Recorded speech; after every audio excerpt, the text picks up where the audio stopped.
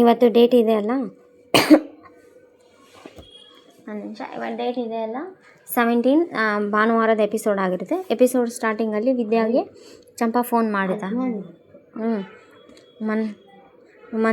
ಇದು ಹೆಂಗಿದೆ ಅಕ್ಕ ಅಂತ ಕೇಳಿದಾಗ ಆವಾಗ ನಾನು ಚೆಂದಾಗಿರೋದು ನೋಡೋಕ್ಕೆ 2 ಕಣ್ಣು ಸಾಲ್ತಾ ಇಲ್ಲ ಅಂತಂದು. ಇಲ್ಲಕ್ಕ, ಅದು ಮನಸ್ಸಲ್ಲಿರೋ ಕೋಪದಿಂದ ಹಿಂಗಾಗಿದೆ ಅಷ್ಟೇ. ಯಾಕಕ್ಕ ಅಷ್ಟೆಲ್ಲ ನಗ್ದೆ? ನೀನು ಈ ವಿಷಯ ಹೇಳಿದ ಮೇಲೆ ಅವ್ರ ಜೊತೆ ಬಾಳೋದಕ್ಕೆ ಓಡೋಡೆ ಬರ್ತೀನಿ ಅಂತ ಅತ್ತೆ ಅಮ್ಮಮ್ಮ ನನ್ನ ತಗ ಸುಳ್ಳು ಹೇಳೋಕ್ಕೆ ಹೇಳಿದ್ರೆ ಅಂತ. ಅಯ್ಯೋ ವಿದ್ಯಾಕ್ಕ, ಪ್ರಮಾಣ ಸಾಕ್ಷಿ ಹಂಗೆಲ್ಲ ಆಗಿಲ್ಲ. ಸಾವಿತ್ರಮ್ಮ ಮತ್ತು ವಿನಂತ್ರಿ ಅಕ್ಕ ಹಿಂಗೆಲ್ಲ ಮಾತಾಡ್ಬೇಕಾದ್ರೆ ಭಾವ ನಿನ್ನ ಮೇಲೆ ಇಷ್ಟೆಲ್ಲ ಚುಚ್ಚಿ ಮಾತಾಡಂತ. ಇದೇ ಟೈಮ್ಗೆ ಈ ಎಪಿಸೋಡ್ನ ಚೆನ್ನಾಗಿದೆ. ಅಂದರೆ ಸಾವಿತ್ರಮ್ಮ ನಿಮ್ಮ ಬಗ್ಗೆ ಎಲ್ಲ ಮಾತಾಡಿದಾಗ ಭಾವ ನಿನ್ನ ಸಪೋರ್ಟಿಗೆ ನಿಂತ್ರಂತ ಅದೆಲ್ಲ ಫ್ಲ್ಯಾಶ್ ಬ್ಯಾಕ್ ಎಲ್ಲ ತೋರಿಸ್ತಿದೆ. ಫ್ಲ್ಯಾಶ್ ಬ್ಯಾಕ್ ಎಲ್ಲ ತೋರಿಸ್ಬೋದು. ವಿದ್ಯಾನೂ ನಂಬಲ್ಲ, ನಾ ಇದನ್ನೆಲ್ಲ ನಂಬಲ್ಲ ಅಂತೆಲ್ಲ ಹೇಳಿದಾಗ ನನಗೆ ಇಷ್ಟೆಲ್ಲ ಅವಮಾನ ಮಾಡಿ ನನಗೆಲ್ಲ ಚುಚ್ಚು ಮಾತಾಡಿ ಇವಾಗ ಯಾವ ಬೀಗ ತೊಗೊಂಬಂದು ಮನಸ್ಸಿನ ಇದು ತೆಗಿಬೇಕಂದ್ರೆ ಯಾವ ಬೀಗನೂ ಉಪಯೋಗ ಬರೋಲ್ಲ. ಏನೇನೋ ಎಲ್ಲ ಬೈತಿರ್ಬೇಕಾದ್ರೆ ಚಂಪಾ ಇದ್ದು ಇಲ್ಲ ದಿಟವೇ ನಾನು ಹೇಳ್ತಾ ಇರೋದು, ಆ ಸಾವಿತ್ರಮ್ಮಗೂ ಮತ್ತು ವಿನಂತ್ರಿ ಅಕ್ಕಗೂ ತುಂಬ ಕ್ಲಾಸ್ ತೊಗೊಂಡ್ರು ಭಾವನವರು ಅಂತೆಲ್ಲ ಹೇಳ್ತಿರ್ತಾರೆ. ಚೆನ್ನಾಗಿದೆ ಇವತ್ತಿನ ಎಪಿಸೋಡ್ನು ನೋಡೋಕ್ಕೆ. ಇನ್ನು ಎಪಿಸೋಡ್ ಕ್ಯೂರಿಯಾಸಿಟಿ ಇದೆ. ನೆಕ್ಸ್ಟ್ ಎಪಿಸೋಡು ಇದಕ್ಕೆ ಹಂಗೆ ತೋರಿಸಿದ್ದೆ. ಈ ಎಪಿಸೋಡ್ ಒಳಗೆ ಇಲ್ಲಿ ಮೋನಾ ಮತ್ತು ಅವ್ರ ಹಸ್ಬೆಂಡ್ ಇರ್ತಾರಲ್ಲ ಶಿವರಾಮೇಗೌಡ, ಇಲ್ಲಿ ಹೊರಗಡೆ ಕುಂತಿರ್ತಾರೆ. ಮೋನಾ ಎಲ್ಲರದ್ದು ಊಟ ಆಯ್ತು ಅಂದ್ರೆ ಎಲ್ಲರದ್ದು ಊಟ ಆಯ್ತು ಅಂತಾರೆ. ಅದೇ ಟೈಮಿಗೆ ಅಮ್ಮಮ್ಮ ಬರ್ತಾರೆ. ಅಮ್ಮಮ್ಮ ಬಂದು ನನ್ನ ಮೆಡಿಷನ್ ಎಲ್ಲ ಇಟ್ಬಿಟ್ಟಿನಿ, ಸಿಗ್ತಾ ಇಲ್ಲ. ಶಿವರಾಮ ತಗೊಂಡು ಮಾತ್ರೆ ಎಲ್ಲೂ ಒಂದೇ ಅಲ್ವೇ, ನನಗೆ ಸ್ವಲ್ಪ ಮಾತ್ರೆನೇ ಕೊಡು, ಇಸ್ಕೊಂಡು ಹೋಗೋಣ ಅಂತ ಬಂದೆ. ಅಮ್ಮ ನೀನು ಮಾತ್ರೆ ಇಸ್ಕೊಳಕ್ಕೆ ಬಂದಿಲ್ಲ, ನನಗೆ ಚೆನ್ನಾಗಿ ಗೊತ್ತು ನಿನ್ನ ಮನ್ಸೊಳಗೇನು ನೀನು ಮಾತ್ರೆಗೋಸ್ಕರ ಬಂದಿಲ್ಲ, ನಿನ್ನ ಮನ್ಸಿನಾಗೇನೋ ಇಟ್ಕೊಂಬಂದಿಯೋ, ನಿನ್ನ ಮುಖ ನೋಡಿದರೆ ಗೊತ್ತಾಗುತ್ತೆ ಮದೇನಂತ ಕೇಳವ ಅಂತ. ಅದೇನು ಕಂಡ್ಲಾ, ನನ್ನ ಮನಸ್ಸಲ್ಲಿ ಏನೋ ಮಾತಿದೆ, ಅರ್ಥ ಇದೆ. ನಿನ್ನ ಮಗನ ಮನಸ್ಸಲ್ಲಿ ಅವನು ಎಂಡ್ರೆ ಇದ್ದಾಳ ಅನ್ನೋದು ನಿನಗೆ ಯಾಕೆ ಹೊಳಿತಾ ಇಲ್ಲ ಅಂತೆಲ್ಲ ಕೇಳ್ತಾಳೆ. ಅವಾಗ ಶಿವರಾಮೇಗೌಡ ಸುಮ್ಮನೆ ಇರ್ತಾರೆ. ಅಮ್ಮಮ್ಮ ಯಾರೇನು ಭದ್ರ ಮನಸ್ಸಲ್ಲಿ ಯಾರು ಹೇಳಿದ್ರು ನಿನಗೆ ಅಂತೆಲ್ಲ ಶಿವರಾಮೇಗೌಡ ರಮಕೋಶ ಭದ್ರ ಹೇಳಿದ್ನೆ ಅಂತ. ಅದನ್ನು ಅವನು ಬಾಯಿ ಬಿಟ್ಟು ಹೇಳಕ್ಕೆ ಕಣಪ್ಪ, ಅವನ ಮಾತುಕತೆ ನೋಡಿದ್ರೇ ತಿಳಿತೈತಿ ಅಂತೆಲ್ಲ ಹೇಳ್ತಿರ್ತಾಳೆ. ಮಗ ಮನೆ ಬಾಗಿಲ ಮುಚ್ಚಿದಷ್ಟು ಮನಸ್ಸಿನ ಬಾಗಿಲು ಮುಚ್ಚೋಕ್ಕಾಗಲ್ಲಪ್ಪ ಅಂತೆಲ್ಲ ಅಮ್ಮಮ್ಮ ಹೇಳ್ತಿರ್ತಾಳೆ. ಅವತ್ತೇನು ಅವಳು ಸುಳ್ಳು ಹೇಳಿ ಮೋಸ ಮಾಡಿದ್ಲು ಅಂತ ಅವಳ ಮನೆಯಿಂದ ಆಚೆ ಓಡ್ತಾ ಇದ್ರೂ ಭದ್ರ ಸುಮ್ಮನೆ ಇದ್ದ ಅಂತೆಲ್ಲ ಹೇಳ್ತಾಳೆ. ಹೋದ್ಮ್ಯಾಕೆ 4 ಕೋಪದ ಮಾತನ್ನು ಆಡಿದ ಅಂತೆಲ್ಲ ಅವರಮ್ಮ ಹೇಳ್ತಾಳೆ. ಅವಳು ಬೇಡವಾ ಅಂತ ಹೇಳಿದ್ನ, ಆದರೆ ಅವನು ಇದ್ದೇನ ಇನ್ನೂ ಮರ್ತಿಲ್ಲಪ್ಪ ಅಂತೆಲ್ಲ ಹೇಳ್ತಾ. ಆವಾಗ ಶಿವರಾಮೇಗೌಡ ನಿಂತು ನೀನು ಹೇಳ್ದಂಗೆ ಇವನ ಮನಸ್ಸಲ್ಲೊಳಗೆ ಅವನಿದ್ದಿದ್ರೆ ಇವನ್ಯಾಕೆ ಡೈವರ್ಸ್ ಕೊಡೋಕ್ಕೆ ಒಪ್ಕೊತಿದ್ದ, ಯಾಕಂದರೆ ಅವಳು ತಪ್ಪು ಮಾಡಿ ಕೋಪ ಅವನ ಮನಸ್ಸಲ್ಲಿ ಇತ್ತಲ್ಲ ಅದಕ್ಕೆ ಅಂತೆಲ್ಲ ಅಮ್ಮಮ್ಮ ಬಿಡಿಸಿ ಹೇಳ್ತಿರ್ತಾಳೆ ಅವ್ರ ಜಗಳದ್ದು. ಹಂಗೇನಾದರೂ ಅವನು ಮನಸಾರೆ ಡಿವೋರ್ಸ್ ಕೊಡೋಕ್ಕೆ ಒಪ್ಕೊಂಡಿದ್ರೆ ಸಾವಿತ್ರಿ ವಿದ್ಯಾನ ನಡವಳಿಕೆ ಬಗ್ಗೆ ಕೆಟ್ಟದಾಗಿ ಮಾತಾಡಿದಾಗ ಕೋಪದಿಂದ ಅವಳನ್ನ ಬಾಯಿನ ಮುಚ್ಚೋಕ್ಕೆ ಪ್ರಯತ್ನ ಪಡ್ತಿದ್ನ ಅಂತೆಲ್ಲ ಶಿವರಾಮೇಗೌಡಗ ಅವರು ಅಮ್ಮ ಕ್ವಶನ್ ಮಾಡ್ತಿರ್ತಾರೆ. ಅಮ್ಮಮ್ಮ ಕ್ವಶನ್ ಮಾಡ್ತಿದ್ರೆ ಇನ್ನೊಂದು ಮಾತು ಅವಳ ಬಗ್ಗೆ ಕೆಟ್ಟದಾಗಿ ಮಾತಾಡಿದರೆ ನಾನು ಮನಸ್ಸನೇ ಆಗಿರೋದಿಲ್ಲ ಅಂತ ಸಾವಿತ್ರಿಗೆ ಎಲ್ಲ ಹೇಳಿರ್ತಾನಲ್ಲ.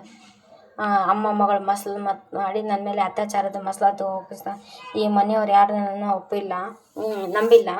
ಆವತ್ತು ನನ್ನ ಗಂಡ ತಪ್ಪು ಮಾಡೋಕ್ಕೆ ಸಾಧ್ಯನೇ ಇಲ್ಲ, ನನ್ನ ಬೆನ್ನಿಂದ ನಿಂತಿದ್ದು ಅವಳಷ್ಟೇ ಅಂತ ಶಿವರಾಮೇಗೌಡನ ಆ ಫ್ಲ್ಯಾಶ್ ಬ್ಯಾಕ್ ಎಲ್ಲ ನೆನೆಸ್ಕೊತಾ ಇರ್ತಾನೆ. ಅಜ್ಜಿನೂ ಇವಾಗ ಮನಸ್ಸಲ್ಲಿ ಇಲ್ಲದೆ ಇರೋರಿಗೋಸ್ಕರ ಆಟೊಂದು ಯಾರು ಮಾತಾಡೋಂಗಿಲ್ಲಪ್ಪ ಅಂತೆಲ್ಲ ಹೇಳ್ತಾಳೆ.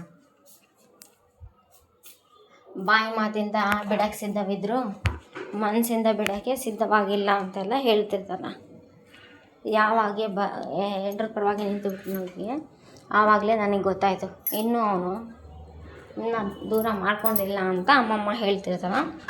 ನೇರವಾಗಿ ಹೇಳ್ಬೇಕಂದ್ರೆ ಇನ್ನೂ ಅವನ ಮನಸ್ಸಲ್ಲಿ ಇದ್ದೆ ಅವಳೆ ಅಂತ ಅಮ್ಮಮ್ಮ ಹೇಳ್ತಿರ್ತಾನೆ. ಅದನ್ನು ನೋಡಿದೆ ನೀನು ಏನೇನೋ ನಿರ್ಧಾರ ತಗೋಬೇಡ ಅಂತ ಅಮ್ಮಮ್ಮ ಶಿವರಾಮೇಗೌಡಕ್ಕೆ ಹೇಳ್ತಿರ್ತಾಳೆ. ನೀನು ತಗೊಳ್ಳೋ ನಿರ್ಧಾರದಿಂದ ಅವನಿಗೆ ಸುಖ ಕೊಡೋದಿಲ್ಲ ಅಂತಲ್ಲ, ಬರೀ ದುಃಖ ಅಷ್ಟೇ ಕೊಡೋದು ಅಂತ ಅಮ್ಮನ ಹತ್ರ ಹೇಳ್ತಿರ್ತಾಳೆ. ಯೋಚನೆ ಮಾಡು, ಒಂದು ನಿರ್ಧಾರಕ್ಕೆ ಬಾ ಅಂತೆಲ್ಲ ಹೇಳ್ತಾನೆ. ಜಡೆ ಹಾಕ ನೀನು ಫಸ್ಟ್.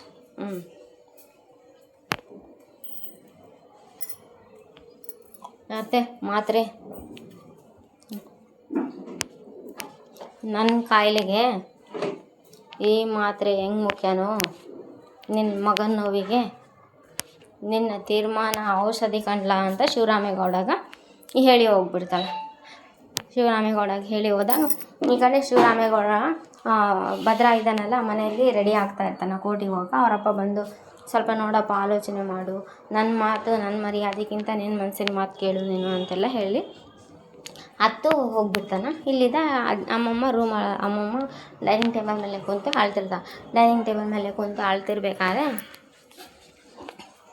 ಚೆನ್ನಾಗಿದೆ ಈ ಎಪಿಸೋಡ್. ಅಳ್ತಿರ್ತಾನೆ. ನಿನ್ನ ಕೈ ಹಿಡ್ಕೊತೀನಿ, ನಿನ್ನ ಕಾಲು ಹಿಡ್ಕೊಂಡು, ಅಮ್ಮಮ್ಮ ನಿನಗೇನಾದರೂ ಆ ಮನೆಯವ್ರು ಹೇಳಾರ ಇದನ್ನ ಹೆಂಗಾರ ಮಾಡಿ ಸರಿ ಮಾಡಿಸು ಅಂತ, ಅದಕ್ಕೆ ಇಷ್ಟು ಮಟ್ಟಿಗೆ ತಲೆ ಕೆಡಿಸ್ಕೊಂಡ್ಯಾ ನೀನು ಅಂತೆಲ್ಲ ಭದ್ರ ಬೈತಾ ಇರ್ತಾನೆ.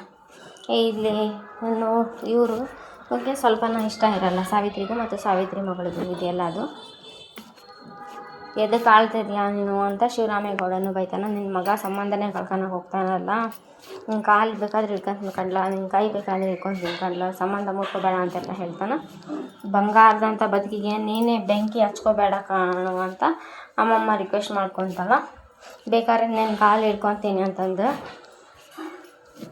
ಏನು ಮಾಡ್ತಾ ಇದೆಯಾ ನೀನು ಅಂತೆಲ್ಲ ಹೇಳ್ತಾನೆ. ಅವ್ರು ಶಿವರಾಮೇಗೌಡ ಸುಮ್ಮನೆ ಇರ್ತಾರೆ, ಏನು ರೆಸ್ಪಾನ್ಸೇ ಮಾಡಲ್ಲ. ಇವರೇನು ರೆಸ್ಪಾನ್ಸೇ ಮಾಡಲ್ಲ. ಇದು ಚೆನ್ನಾಗಿದೆ ಈ ಎಪಿಸೋಡ್. ಯಾಕೆ ಅಮ್ಮೋಸ್ಗಾರ ಚಲೋ ಮನೆಯವ್ರು ನಿನ್ನ ಹಿಂಗೆ ಫೋನ್ ಮಾಡು, ಹೆಂಗಾದರೂ ಸರಿ ಮಾಡು ಅಂತ ಫೋನ್ ಮಾಡಿ ಕೇಳ್ಕೊಂಡಿದ್ದಾರೆ. ನೋಡಮ್ಮಮ್ಮ, ಅದಕ್ಕೆ ಏನಾದರೂ ಹಿಂಗೆ ಮಾಡ್ತಾ ಇದೆಯಾ ಹೇಳು, ಈ ಕೀಟ ಅವಳು ದಿಟ್ಟವಾಗಿ ಅಯ್ಯಯ್ಯೋ ಅಂತೆಲ್ಲ ಅಮ್ಮ ಹಣೆಯನ್ನು ಬರೀ ಇವ್ನಿಗೆ ಹೆಂಗಪ್ಪ ಹೇಳೋದು ಇದು ಎಲ್ಲದು ಅಂತೆಲ್ಲ ಹಣೆಯನ್ನೇ ಹೊಡ್ಕೊತಿರ್ತಾರೆ. ಚೆನ್ನಾಗಿದೆ ಇವತ್ತಿನ ಎಪಿಸೋಡ್ನು. ಸರಿ ನೋಡಮ್ಮಮ್ಮ, ಅವಳು ಮಾಡಿರೋ ಮೋಸದಿಂದ ಅವಳು ಕೊಟ್ಟ ಸಂಸಾರ ಮಾಡಿರ್ತ.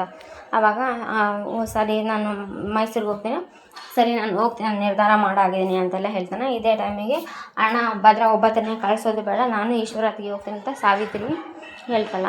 ಸರಿ ಅಂಥೇಳಿ ಅವ್ರನ್ನೆಲ್ಲ ನಾನು ಕೋರ್ಟಿಗೆ ಕಳಿಸಿ ನಾನು CM ಬರ್ತಾನೆ ಹೋಗ್ಬೇಕಂತೆಲ್ಲ ಹೇಳಿರ್ತಾರಲ್ಲ.